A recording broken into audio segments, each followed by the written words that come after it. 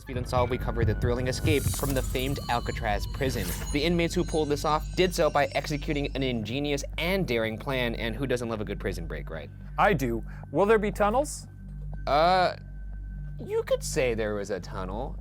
I guess if you were sitting in a cell for a long time, you would be able to come up with pretty cool things to escape. Yeah. That being said, the things that they did come up with, I was impressed by. Yeah. But I'm easily impressed. Well, I guess tell your story. Okay, yeah.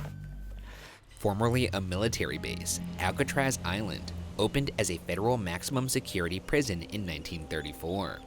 The prison was nicknamed The Rock due to the fact that the prison sits on a 22-acre island about 1.25 miles away from the city of San Francisco. Because of this, the prison gained a reputation as being inescapable, with water surrounding the prison hovering around 48 degrees Fahrenheit to 54 degrees Fahrenheit all year, along with formidable currents pulling strongly out to sea, leading up to low tide. San Francisco is very cold. It's very cold, and I have very delicate Southern California skin. The coldest winter of my life was a summer in San Francisco. Okay.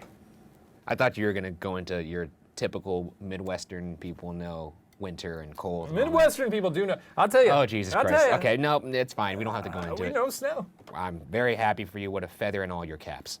So, shall we move on? If you must. Great. As time went on, the prison would fall into disrepair, and the budget to fix things was limited.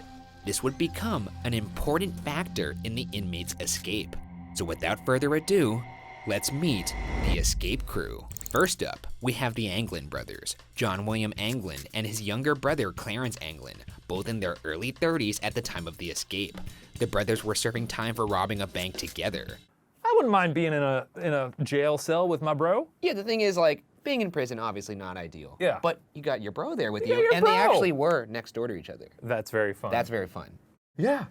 That's a big bonding I moment. wonder if one of them got the letter like, ooh, where are you going? And the other was like, Like I'm it's- going to Alcatraz. And he was like, me too. They just jump up and down. Like they got accepted to college together. Next, we have Frank Morris, in his mid-30s at the time of the escape, who had been abandoned as a young child, put in foster care and run away, and was then in and out of prisons since he was just 13 years old. He was also serving time for a bank robbery. The final member of the crew is Ellen West, age 33 at the time of the escape. West began serving time by the age of 14 and bounced around various federal prisons. Our crew of escapees established, let's jump into the inception of the escape. It's said that West first approached Morris with a plan to escape in early 1960. West apparently knew of a ventilator cover above cell block B that might not be sealed over with concrete, as some of the other vents had been. If true, this could provide them with a way to get onto the roof of the prison from the inside. West also began working with the cell house maintenance crew, which gave him insight into the building's structure, layout, and weaknesses. By September 1961, the Anglin brothers, Morris, and West all had requested moves to cells that were close to each other in cell block B, directly under the unsecured vent cover. All cell moves were approved. This goes back to my thinking that prison, maybe back then, or maybe in this particular prison, didn't seem so bad. You just put in a request, and they're like, oh, you want to move? Yeah, I You mean, want to be with your pals? there's a. Yeah, sure. I mean, the thought is like, this is. They should have just asked to leave. I think this is maybe a lesson in humility for this prison, the prison guards and the prison warden. Yeah. Obviously, this prison has been thought of as this fortress of security. It's thought of as unescapable. It's surrounded by water. Oh, What's so the there's worst? an element of hubris here. They, well, yeah. What's the worst they're gonna do? Do what you want. It doesn't matter because you're never gonna escape here. In terms of who planned what, the details are a bit murky, but one thing is for sure. The plan that the four men would execute was undoubtedly bold and ingenious. That being said, let's break down the plan, starting with phase 1, deception. With Alcatraz, it wasn't just about escaping the prison walls, as it was also about making it back to the mainland and avoiding capture in that process. In order to prevent that, the men knew they needed a head start. To accomplish this, the men created painted dummy heads made from a plaster-like mix of soap, concrete, and other materials, and complete with human hair. They laid the heads in their beds to fool the guards.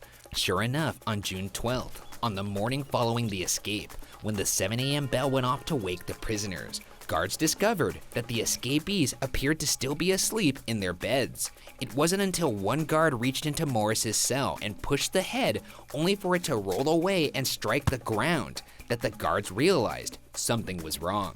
To this day, the dummy head that struck the ground still has the damage that resulted from this fall. It's unknown who came up with the idea to create dummy heads. However, Clarence worked as a barber and had access to human hair trimmings. Either way, Phase 1 deception was a success. If I were that guard and I reached into that bed, oh, wake up, sir. You're missing, or something, his head rolls out. Yeah. First I'd scream. I'd go, ah! I don't know my own strength. I just And then I'd decapitated just him. stand there and go, Oh. they did it. Very good. Very good. Very good. I would be angry if the craftsmanship weren't so good. It's very But good. if I pick it up and I see the human hair, I'm thinking, well, they really pulled out all the stops here. I am not a fool. This brings us to Phase 2, breakout. After laying the dummies in their beds, the men went to work on busting out of their cells. All 4 of the men's cells had 5-inch by 9.5-inch ventilation grates in the back of their cells. Perhaps due to his time on maintenance, West may have known that the wall surrounding the grate was less than 6 inches thick, making it possible for each man to expand the hole in their cell to fit through. For months, each of the escapees had drilled small, closely spaced holes around the cover of the ventilation grates. For this, they used crude handmade tools, like spoons stolen from the kitchen, and a drill made from a vacuum cleaner motor. These holes made it possible for them to remove the entire small section of the wall around the air vents, which they then kept covered up with their musical instruments and with fake covers made of cardboard. I'm also not that handy, so retrofitting a vacuum motor, turning it into a drill, I don't know if I'd be able to think of that. I don't know. So they're essentially just perforating it. Yeah, they're priming it by making little holes. They're making the wall a little bit weaker so that they could just push through this wall. And this is out of view of the guard? So it's not out of view, but this prison allowed an hour called, I think it was called happy hour, where the inmates Everybody gets margaritas. No one gets margaritas, but the inmates who played musical instruments were allowed to play their instruments during this hour. What is this prison? Everybody talks, oh, the Rock, you don't want to go to the Rock. That's true. It sounds like The happy hour at the Rock is only 3 times a day. It sounds like the prison from Paddington 2. Don't forget your loot. Yeah, under the cover of all this shitty music playing, they were probably able to do some drilling. These holes allowed them to crawl through to a utility corridor located directly behind their cells that was typically left unguarded. From there, they were able to climb up to a hidden landing area directly above their cell block, where they had been working in secret for several months. Some or all of the escapees had been given permission at some point to do maintenance work on this landing area. In fact, to this day, you can still see where West actually completed part of the painting job. Apparently, West had even convinced the guards to allow him to hang blankets that concealed his work because it was sending dust cascading down to the ground level. In reality, he was actually using blankets to hide the work that was really being done up there. This concealed landing area became the escapees' secret workshop. They even built and used a primitive periscope to take turns as lookout. In the workshop, they were able to build the aforementioned dummies, tools, and other items they'd use to escape. It's worth noting that on the night of the escape, West never made it to this landing spot due to the fact that he was unable to break through the last portion of the wall around his ventilation grate. Consequently, West was left behind. From the landing, the ceiling was about 30 feet directly overhead, and the men were able to climb to the ceiling via the pipes and reach an air vent that they had previously pried off in preparation for their escape. Experts believe that a sound reportedly heard around 10:30 p.m. was the sound of the air vent cover being pushed off on the roof, and this marks the approximate time the escapees would have reached the roof. They then climbed down from the roof via a pipe next to the back of their cell block, climbed the 15-foot fence, and made their way to the north shore of the island. Which brings us to the next phase. Phase 3, escaping the island. In their workshop, the inmates had built life preservers and a 6 by 14-foot rubber raft, all made from prison-issue raincoats. They'd gathered over 50 raincoats for the job, possibly stitching them together using sewing machines in the clothing or glove shops. They even vulcanized the rubber raincoats by holding the seams up to the